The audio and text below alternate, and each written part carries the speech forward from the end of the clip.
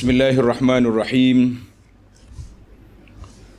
Alhamdulillahi Rabbil Alamin. Wassalatu wassalamu ala Rasuli Rabbil Alamin. Nabiyyina wa habibina wa qudwatina Muhammad ibn Abdillah. Wa ala alihi wa sahbihi.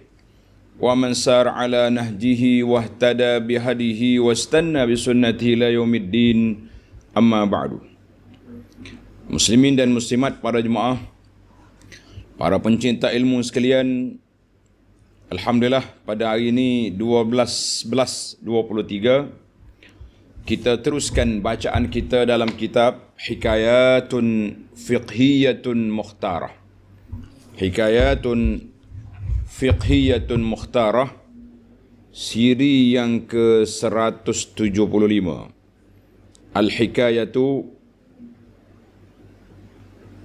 Al-Hikayatul Khamisatu Was-Sab'un Ba'dal Mi'ah. Hikayat yang ke-175. Hikayat Fiqh yang ke-175. Kisah kita malam ni agak orang panggil menyayatkan hati kerana terjadi kepada sahabat yang baik. Tapi apa boleh buat, ketentuan Allah Azza wa Jalla nak didik hamba-hamba dia, maka generasi yang awal yang terkena untuk generasi yang terakhir mengambil iktibar dan pengajaran serta mendapat hukumnya. Kisah kita iaitulah kisah Al-Khulu'. Khulu' dia panggil tebus talak. Tebus talak kerana tak boleh lagi duduk dengan suami yang ada itu. Isteri dah tak tahan duduk dengan suami yang ada dengan sebab-sebab yang tertentu, maka isteri berhak untuk hantar balik mas kahwin dan dia minta cerai. Tajuk kita ini tebus talak. Hikayat ini diriwayat oleh Imam Al-Bukhari rahimahullahu taala an Ibni Abbasin radhiyallahu anhuma anna imra'ata Thabit bin Qais atatin Nabiy sallallahu alaihi wasallam.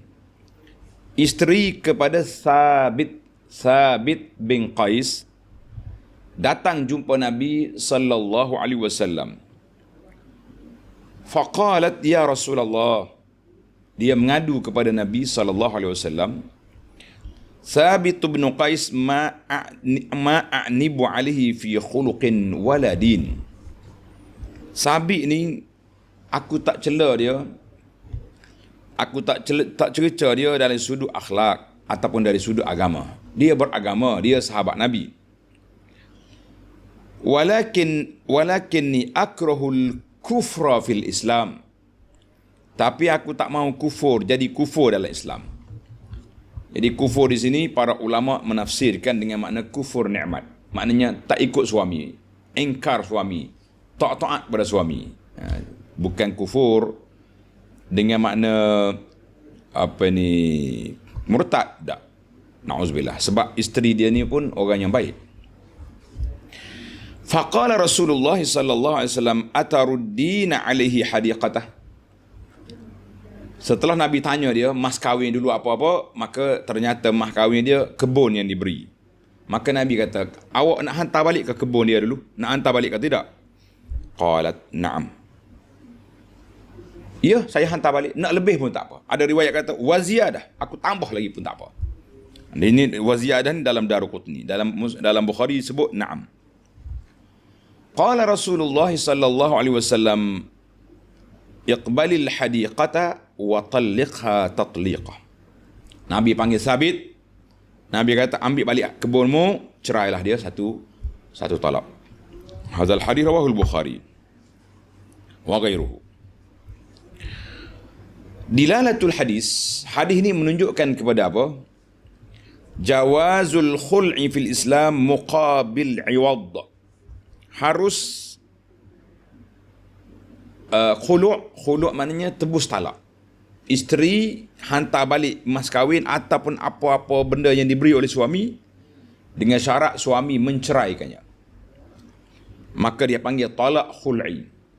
Talak khul'i ni talak suami tak boleh rujuk balik.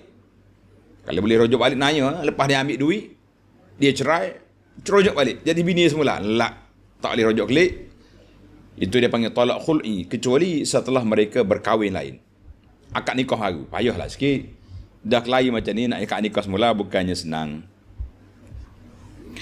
Baik, di antara tajuk yang dibincangkan di sini, yang pertama, rawi al-qissah, iaitulah Sayyiduna Abdullah bin Abbas, as-sahabi al-jalil, Abdullah bin Abbas bin Abdul Muttalib, sepupu Nabi SAW, dilahirkan sebelum hijrah, masuk Islam sebelum pembukaan kota Mekah, dan berpindah bersama dengan dua ibu bapaknya ke Darul Hijrah pada tahun pembukaan kota Mekah. Mak dia Ummul Fadli Lubabah bintil Harith Al-Hiladiyah, adik-beradik dengan Maimunah bintil Harith Al-Hiladiyah, Ummul Mukminin, isteri Nabi. Jadi makcik dia Maimunah, isteri Nabi, Ummul Mukminin. Ibnu Abbas kata, aqbaltu ala atanin, aku naik dongki, himar betina, keldai, wa qad nahaztu al-ihtilam, aku sudah hampir balik. Wa Rasulullah sallallahu alaihi wasallam yusalli bin nasi bi Mina, Nabi kita sedang solat di Mina. Jadi dia naik atan maknanya dongki, duduk jalan dekat orang solat. Dan kata Ibn Abbas juga, tuwfiya Rasulullah sallallahu alaihi wasallam wa ana ibnu 15 sanah. Waktu Nabi kita wafat, umur aku 15 tahun, wa ana khatinun.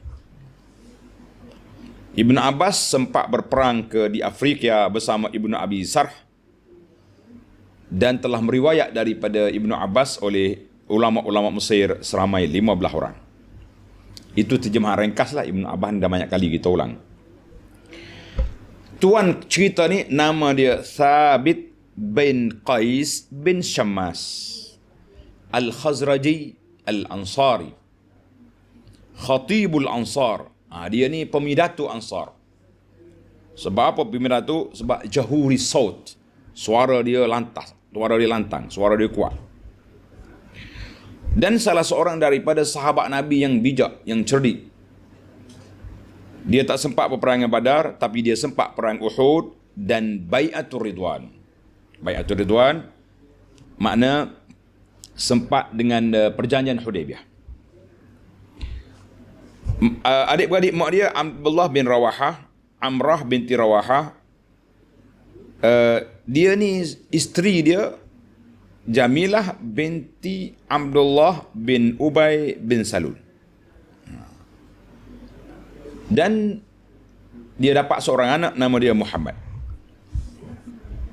Jahirus saut, suaranya lantang, khatiban balighan, percakapan dia fasih, seorang pemidatu. Khataba Thabit bin Qais maqdama Rasulillah Madinah. Ketika Nabi sampai di Madinah, khatib yang menyambut, mengucap selamat datang kepada Nabi di Madinah, iaitulah Thabit. Faqala namna'uka mimma namna'u minhu anfusana wa auladana. Kami akan jaga, lindungi Rasulullah sallallahu di Madinah ini sebagaimana kami jaga diri kami dan keluarga kami. Jangan bimbang. Kalau kami lakukan ini, fama lana, apa yang kami dapat? Qala sallallahu alaihi wasallam, al jannah. Mu akan dapat syurga. Qalu radina. Sahabat-sahabat Madinah menjawab, radina, kami redha. Kami akan jaga Nabi sebagaimana kami jaga isteri, keluarga kami. Dan satu hari bila turun ayat Quran, la tarfa'u aswatakum fawqa an-nabiy, jangan angkat suara kamu lebih pada suara Nabi, nanti kamu akan binasa. Jadi Thabit bin Qais sembunyi dalam rumah dia menangis, kerana dia kata dia binasa. Sebab dia selalu cakap depan Nabi dengan suara yang kuat. Bukan nak bertempik, suara dia lantang, suara dia kuat. Sehingga Nabi selalu tanya, ke mana Thabit ni, tak nampak. Jadi sahabat dia, jiran dia pergi cari, rupanya Thabit sedang menangis dalam rumah dia kerana kerana dia kata dia binasa kerana dia angkat suara lebih daripada suara Nabi SAW. Maka Nabi kata tidak. Sabit min ahli jannah, Sabit ahli syurga. Dari Anas, Sabit bin Qais ja'a yaumal al-Yamamah, pada hari peperangan Yamamah, waqad tahannat, buat persiapan dia pakai 2 helai kain putih. Kalau kita pakai kain macam kain kapan dah lah, 5 kain putih. Dan dia mati pada hari peperangan itu, fakufina fihima, dia telah dikafankan dengan 2 kain putih yang dia pakai tadi, mati syahid. Ketika tu berlaku pecahan tentera, jadi ada sahabat-sahabat yang undur, tentera Islam yang pecah, maka Sabit telah berdoa, Allahumma inni abra'u ilaika mimma ja'a bihi haula. Ya Allah, aku minta berlindung denganmu ya Allah, aku berlepas diri padamu ya Allah daripada apa yang dibawa oleh mereka ini. Dan wa'taziru min sani'i haula, aku minta maaf daripada perbuatan kawan-kawan kita ni. Bi'sama awwadatkum aqranukum, maknanya kawan-kawan kamu ni buat satu benda yang tidak baik. Khallu bainana wa bainahum sa'ah, bagi masa tempoh pada aku beberapa ketika. Maka dia masuk dalam peperangan, faqatala hatta qutila, dia terbunuh dalam peperangan, syahid radhiyallahu anhu wa ardah. Jadi ini watak Sabit bin Qais, watak sahabat pejuang yang Nabi sebut dia ni ahli syurga. Tapi begitulah kata orang, langit tak selalu cerah, udara tak semestinya tenang, laut tak selalu tenang, ada gelora. Begitulah apa yang berlaku. Adapun isteri dia yang mengadu kepada Nabi SAW ini, ada yang mengatakan nama dia Jamilah, adik-beradik kepada Abdullah bin Ubay bin Salul, adik-beradik pada bapa munafik Madinah. Ada kata tak, anak Abdullah bin Ubay bin Salul, adik-beradik Abdullah bin Ubay bin Salul. Sama ada adik-beradik ataupun anak dia. Nama dia Jamilah. Dan waqila Habibah binti Sahal. Ada kata ada lagi isteri dia nama Habibah binti Sahal. Waqila Maryam al-Maghaliyah. Waqila Zainab binti Abdullah bin Ubay bin Salul. Nama dia sukan nak juga. Jadi kesimpulan yang dibuat oleh para ulama sirah mengatakan 2 nama, iaitulah Jamilah binti Ubay. Puak-puak Basriyun kata Jamilah binti Ubay. Dan ada orang-orang ulama ahli sirah Madinah kata Habibah binti Sahal. Jadi para pengkaji kata nampaknya macam Jamilah binti Abdullah bin Ubay bin Salul, anak pada Abdullah bin Ubay bin Salul, Ummu Muhammad bin Sabit bin Qais.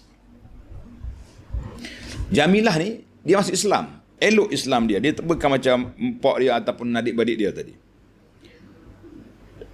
Pada peringkat awal Jamilah masuk Islam, dia kahwin dengan Hanzalah. Hanzalah ni anak kepada Abu Amir Al-Fasiq Ar-Rahib. Hanzalah mati dalam peperangan Uhud. Mayatnya di ghasilil malaikah, dimandikan oleh malaikat. Dan dia sempat melahirkan anak Abdullah bin Hanzalah. Kemudian Sabit bin Qais ambil dia pula kahwin. Dan ini yang berlaku peristiwa Al-Khula' daripada Jamilah kepada Sabit bin Qais bin Syammas. Tapi dia sempat lahirkan anak nama dia Muhammad bin Sabit. Lepas daripada dia bercerai dengan Sabit, dia kahwin pula dengan Malik ibn Dukhshum. Kemudian kahwin pula Habib bin Isaf. Orang dulu biasa kahwin-kahwin. Bila mati orang ni dia kahwin orang lain. Mati orangnya masing-masing tolong-menolong untuk bantu armalah ibu tunggal. Zaman kita ini tak adalah. Kalau tunggal-tunggal situ lah. Adik-beradik pun tak tolong, adik kawan-kawan pun tidak tolong.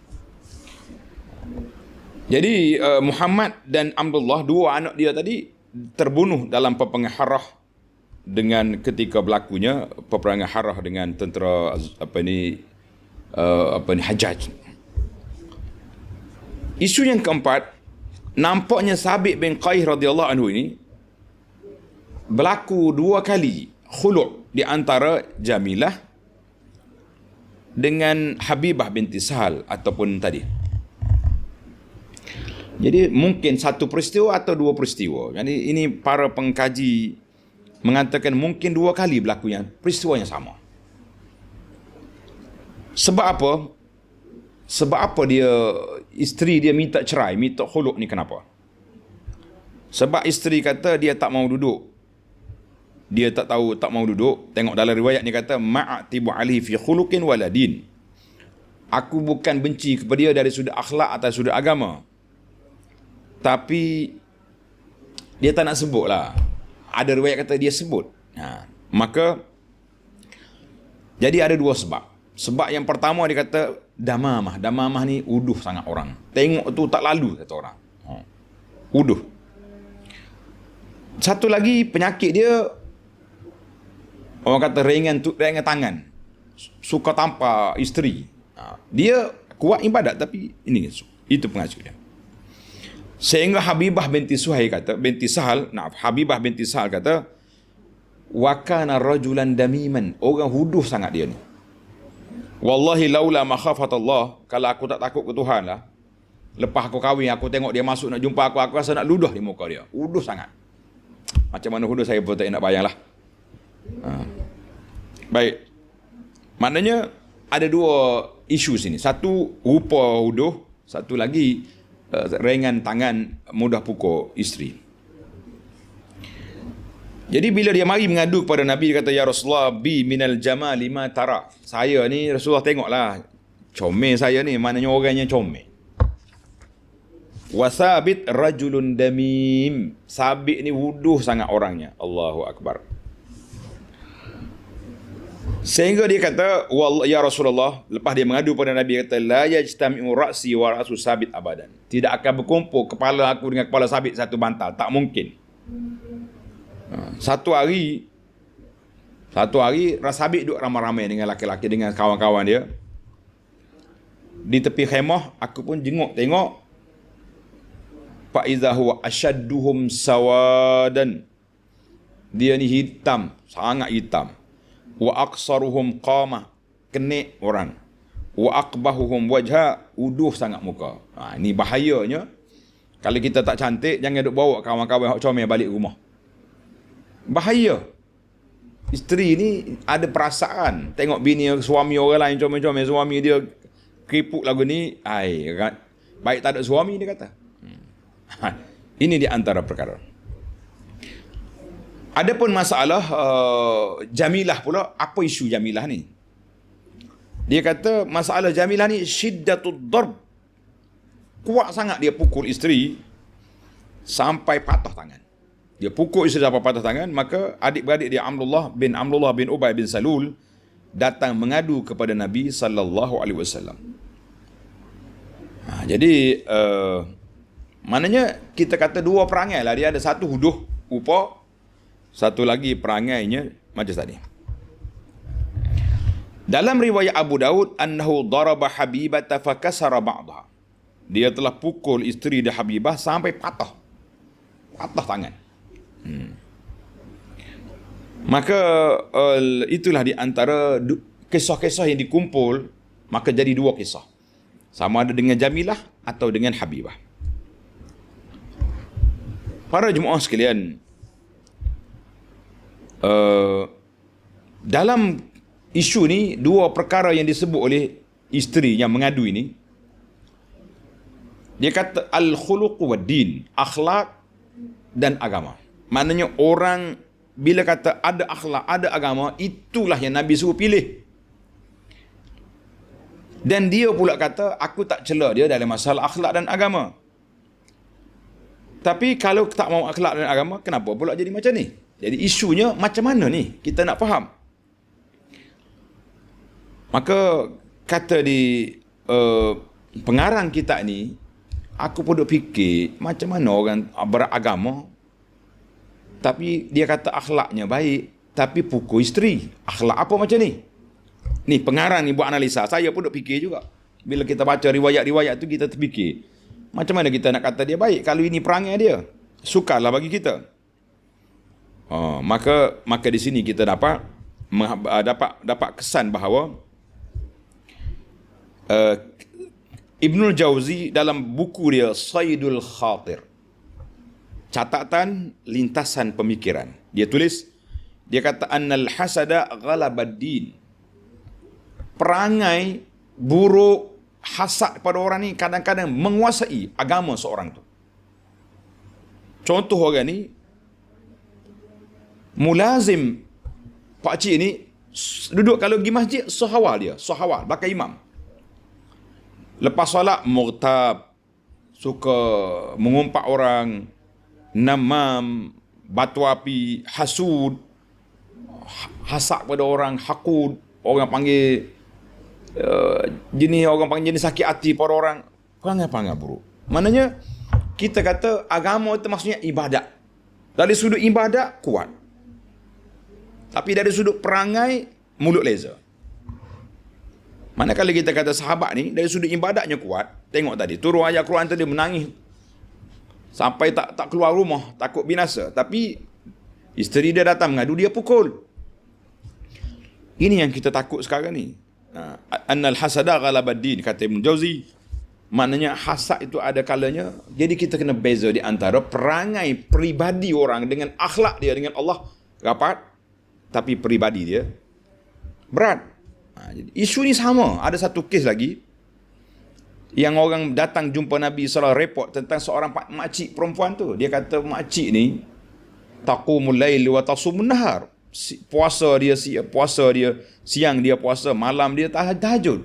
Walakin tu'zina jarha bilisania, tapi dia mulut dia leza, suka kata orang. Nabi kata hiya finar, orang ni neraka. Maknanya dari sudut agama baik, akhlak dia dengan Allah Ta'ala baik, tapi feel gagal dia dengan manusia. Jadi ini boleh berlaku. Sebab itulah kita kata kita hari ni ramai. Baru ni saya jumpa seorang perempuan, dia minta tolong doakan. Tolong doakan. Dia kata suami dia ni mulut leza. Ni kes baru ni. Orang panggil mesti haji baru ni lah. Spesifiknya mesti haji baru ni. Dia kata suami dia ni gini. Tapi suami dia masjid kuat.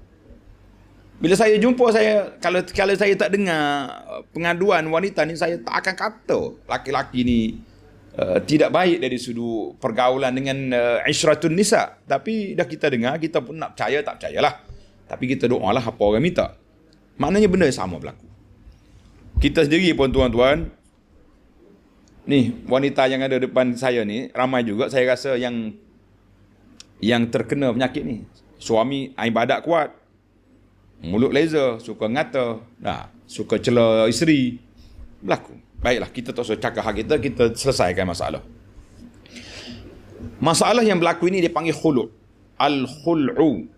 Khul'u maknanya tarik, cabut kita punya ikatan perkahwinan. Muqabilul fidyah, dengan cara bayar balik pampasan sebahagian daripada harta yang diberi atau lebih lagi. Ini juga. Dalam bahasa fiqh dia kata firaqur rajuli zaujatahu bi badalin yahsulu lahu. Suami berpisah dengan isteri dia dengan bayaran pampasan yang dia minta. Sama ada hantar balik mas kahwin yang diberi ataupun hadiah yang diberi. Suami dia beri tanah contohnya, hantar balik tanah. Bagi kereta hantar balik, bagi barang kemas hantar balik. Ceraikan aku, ambil balik hartamu. Pergi cari isteri lain yang lebih sesuai dengan awak. Kalau saya ni tak sesuai. Ini masalah dia. Mana? Jadi kisah Habibah ni teruk.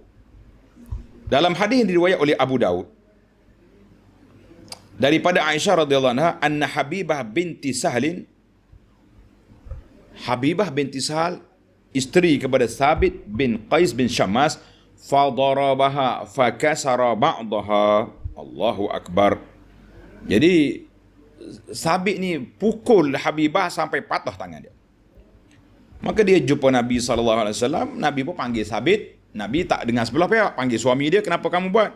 Faqala khuz ba'da maliha wa fariqha.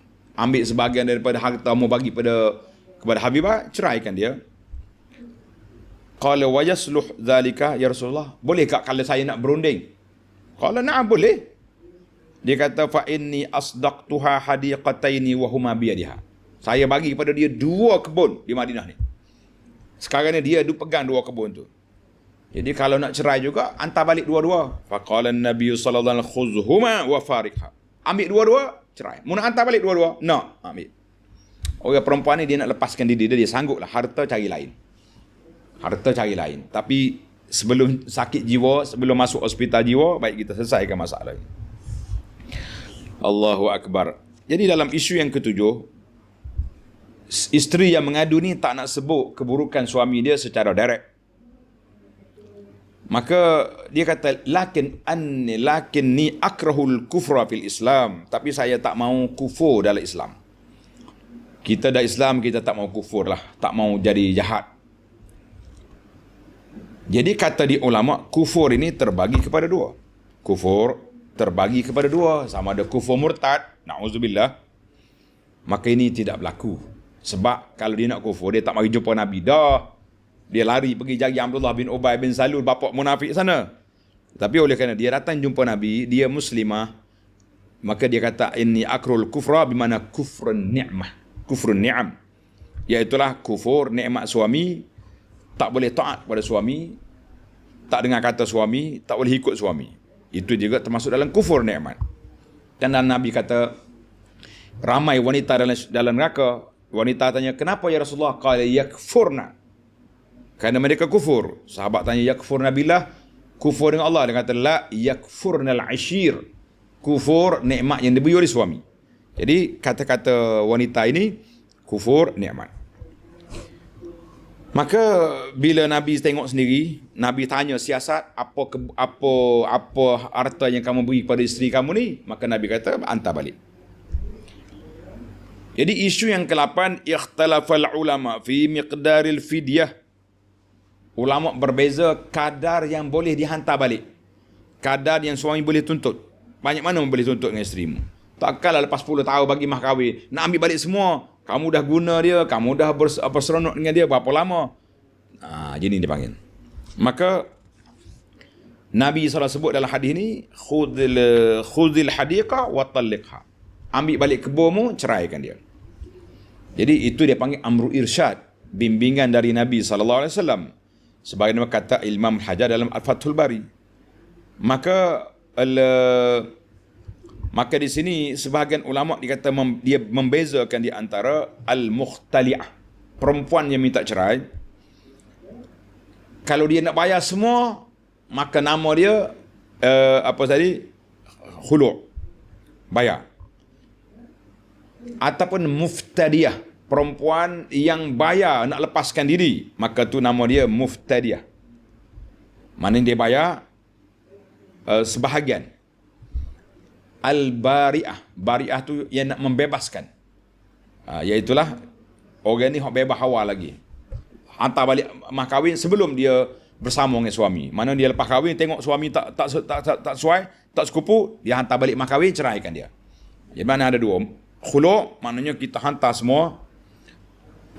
Iftida maknanya bayar separuh, ataupun bari'ah, bayar awal, hantar balik sebelum bersetubuh.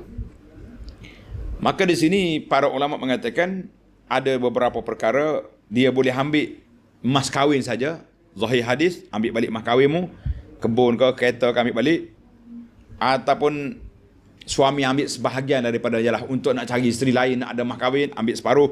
Ini dia kata makarimul akhlak. Dan ada juga yang ambil lebih daripada itu. Mana cerita ambil lebih daripada itu?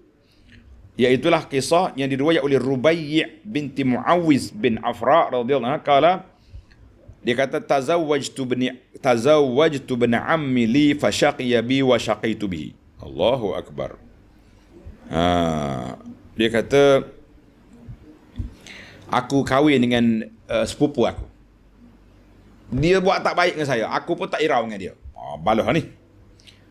Fa zalamani wa zalamtuhu. Apa ni? Wa ani abi wa anaitu bi. Mana dia dah berkelahi 2 orang ni.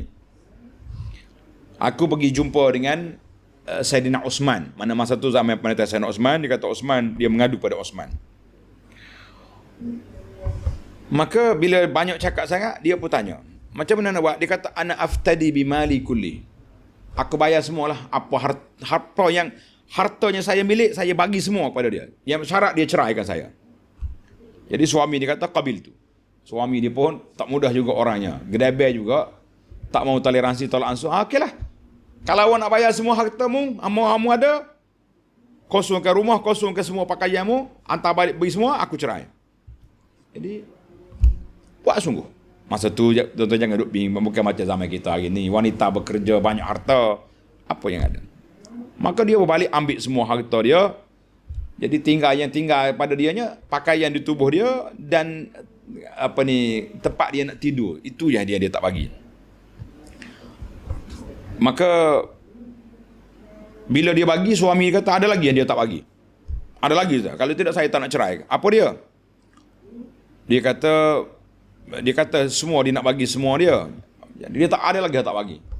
Siapa pacak sanggul, ikat sanggul dia tak bagi. Suami itu minta juga. Dah mau nak bagi semua hartamu, bagi semua. Yang ada kat tubuhmu itu je. Selai kain tu yang boleh pakai. Allahu akbar. Jadi kata di Rubaiyah, fantalaqtu fadafa'tu ilai kulla syai'in. Aku beri semua harta aku hatta ajaftu baini wa bainahul bab. Yang memisahkan aku dengan dia pintu ni kosong. Tak ada apa. Jadi ada ulama mengatakan suami boleh minta lebih daripada yang nak suruh aku cerai pun boleh. Kamu hantar balik semua yang harta aku beri dan keretamu pun kena beri aku juga. Jahatlah. Tapi dia nak cerai lah.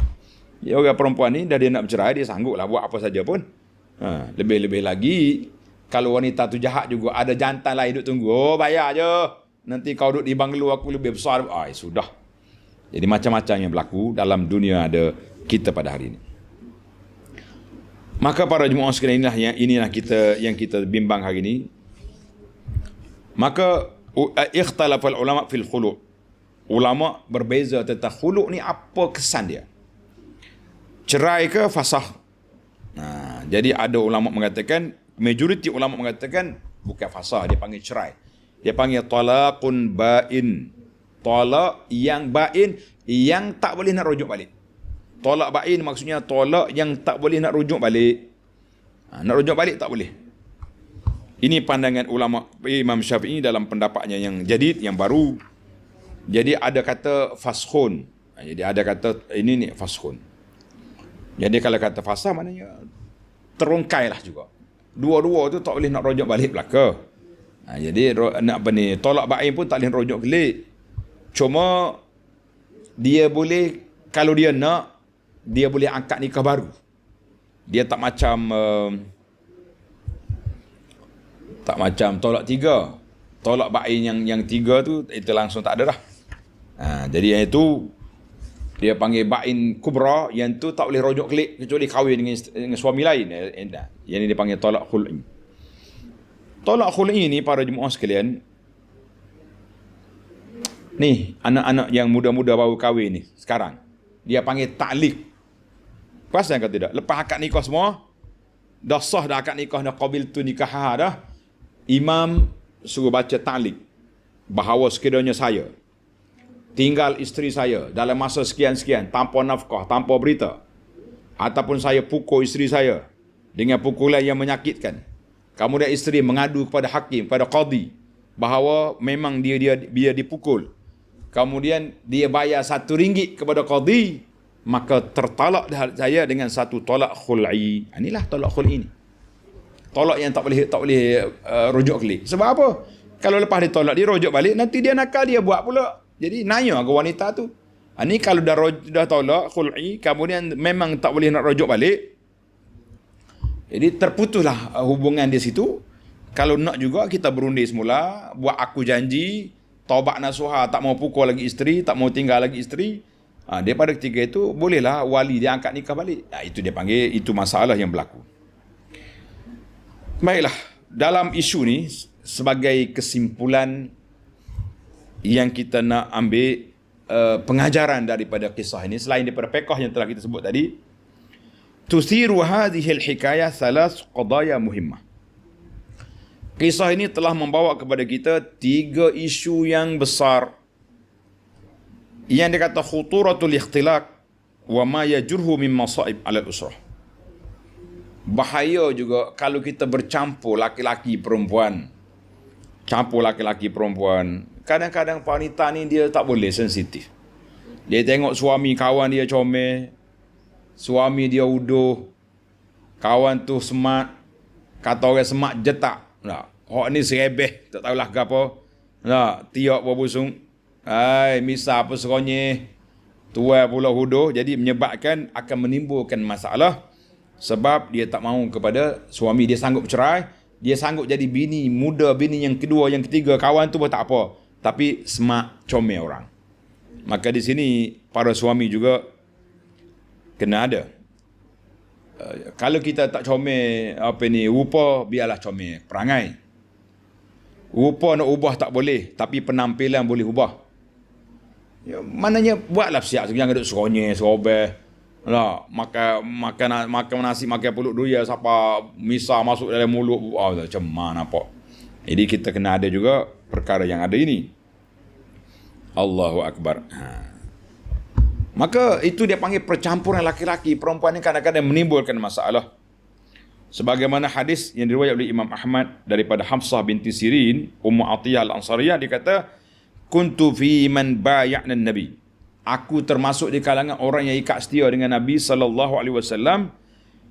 Di antara perjanjian wanita Islam, Nabi buat perjanjian alla nanuh, kami tak akan bertempik, tak akan niyahah, orang panggil meratap kalau bila berlaku kematian, wala nuhaddisu man minar rijal illa mahraman.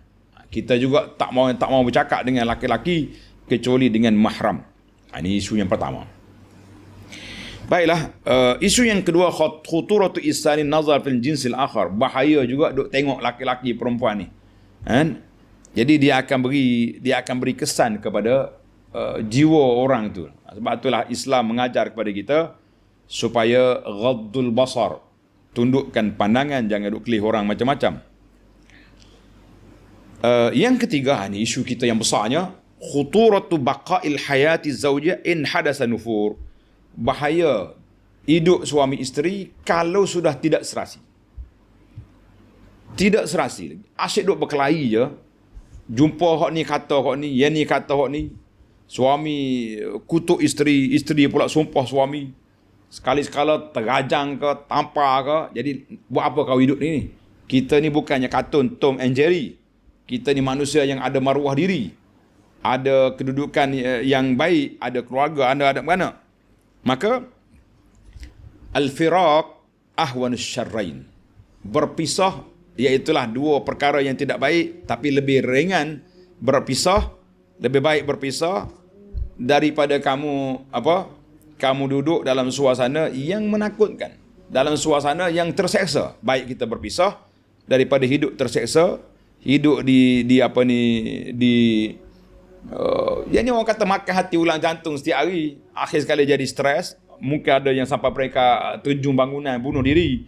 Kita kata tidak ada. Maka baiklah, kita mengatakan Islam telah memberi jalan yang besar. Kalau boleh bercerai biasa, lagi baiklah. Tapi kalau tak ada jalan, tapi suami memang jahat, maka Allah Ta'ala izinkan isteri boleh minta cerai, minta fasakh atau khulu'. Dia dua cara yang dibenarkan, sama ada fasakh atau khulu'. Maka inilah yang kita nak. Yang kita nak fasakh atau khulu'. Jadi sama ada dia fasakh ataupun dia khulu'. Mana khulu' ni tebus talak. Tapi kalau fasakh tu lebih ringan. Tebus talak ni kena hantar balik harta yang diberi. Jadi kita kata satu kerugian lah bagi wanita itu. Sedangkan dia sudah 10 tahun, 20 tahun dengan suami. Kan? Tapi orang panggil satu penginayaan. Cuma suami yang tidak baik, suami yang tak jujur, akan buat apa saja. Yang penting, mu nak cerai, ni dia. Wanita juga nak tebuskan diri dia, nak selesaikan masalah dia juga sanggup apa saja. Ambil lah mu nak harta, tapi lepaskan aku. Kata orang, daripada gantung tak bertali, lebih baik kita putus dengan beberapa kerugian, ataupun duduk terseksa. Lebih baik kita kehilangan beberapa harta, tapi kita duduk dalam suasana yang lebih aman, insya-Allah ta'ala. Jadi muslimin dan muslimat para jemaah sekalian, tamatlah cerita kita InsyaAllah kita akan sambung lagi dalam siri yang akan datang. Al-Hikayatus Sadisatu Was-Sab'un Ba'dal Mi'ah, hikayat yang ke-176 dalam siri yang akan datang. Subhanakallahumma wa bihamdika asyhadu an la ilaha illa anta astaghfiruka wa atubu ilaik. Wa sallallahu ala nabiyyina Muhammad wa ala alihi wa sahbihi ajma'in walhamdulillahi rabbil alamin. Wassalamualaikum warahmatullahi wabarakatuh.